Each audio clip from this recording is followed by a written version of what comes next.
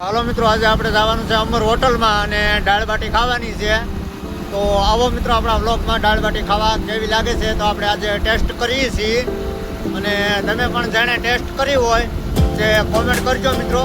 તો આપણે આજે દાળ બાટી ખાવા જઈએ છીએ અને ગાડી પણ હાલી જાય છે, હાઈવે ઉપર ચડી ગઈ છે મિત્રો. કા જાય છે હવે.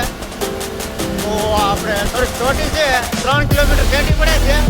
અને આજે આપણે જવાનું છે મિત્રો દાળ બાટી ખાવા, એ પાકું છે. તો હાલો આપણે જઈએ છીએ હવે. મિત્રો આપણે આવી ગયા છે દાળ બાટી ખાવા માટે. ઓર્ડર આપી દીધો છે દાળ બાટીનો. હવે આપણે મંગાવી છે દાળ બાટી.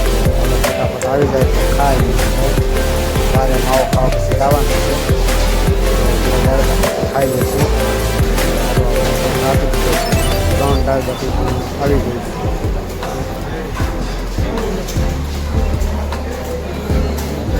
હા, એ વ્લોગમાં આવી જવાનું. આપણે દાળ બાટી ખાઈ લીધી છે અને હવે બહાર પાન માવો ખાવા ઊભા છીએ. અને આપણે દોસ્તારો બે હેલ્યા આવે છે. તો ચલો મિત્રો, તો આપણે હવે માવો પાણી ખાઈ લઈશું. બીજા છે રજા, માવો પાણી ખાઈને પછી આપણે ભાગવાનું.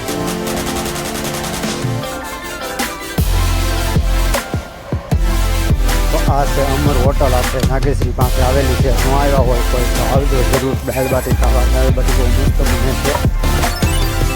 આવજો જરૂર દાળ બાટી ખાવા, મસ્ત બને છે.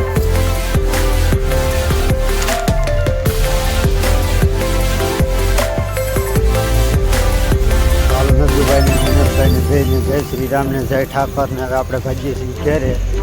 હવે આપણે ભાગી જઈએ છીએ ઘેરે. તો બે ભાઈઓને જય દાદાજી, જય ઠાકરને જય માતાજી, જય દ્વારકાધીશ. તો ચલો હવે આપણે દાળ બાટી ખાઈ લીધી છે. હવે આપણે ભાગવાનું છે ઘેરે. તો ઠંડી પણ બહુ છે.